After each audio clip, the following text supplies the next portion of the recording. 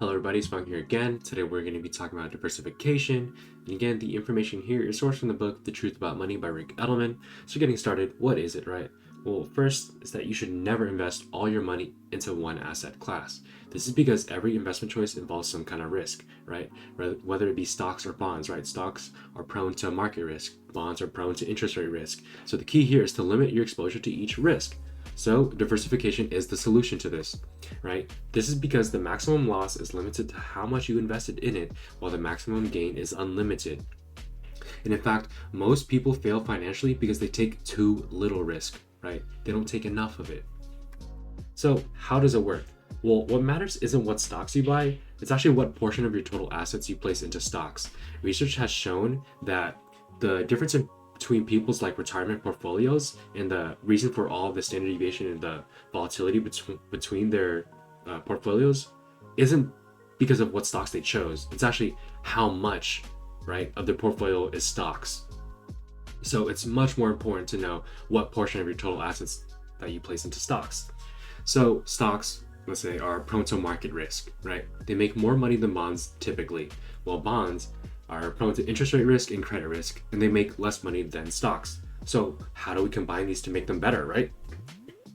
Well, let's just say that we do 20% stocks and 80% bonds. This is safer than 100% bonds and safer than 100% stocks. This is because the stocks will mitigate the interest rate risk, while the bonds will mitigate the market risk, right? They help each other out. They diversify, right? Well, this also makes more money than going 100% into bonds because the stocks will make more than the bonds, right? So think about it. You typically buy bonds because they're so safe. So let's just say someone bought 100% into bonds thinking that it's so safe, when in reality, a 20% stock and then 80% bond split is much safer and makes more money, right? So that's the power of diversification right there. So the same can also be applied with US stocks and foreign stocks and all kinds of different asset classes.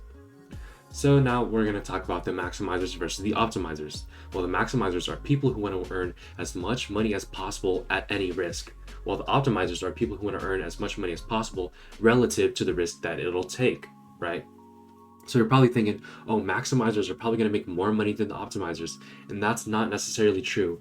Optimizers can actually make just as much money as the maximizers, and while doing so, experience significantly less volatility. Of course, it's going to be much harder to pull off as an optimizer than a maximizer to make the same amount, but you are way safer than the maximizers, right? Due to the volatility and the risk. So, recapping everything that we learned. First is to never invest all your money into a single asset class, because that way you are just prone for disaster, right? Diversification limits the risk from every asset class. So you want to try splitting out your money into all these different asset classes so that you are less prone to these risks. And that optimizing is safer and has similar results to maximizing. Yes, it'll be a little harder to pull off, but you can still be a very, very effective investor by optimizing.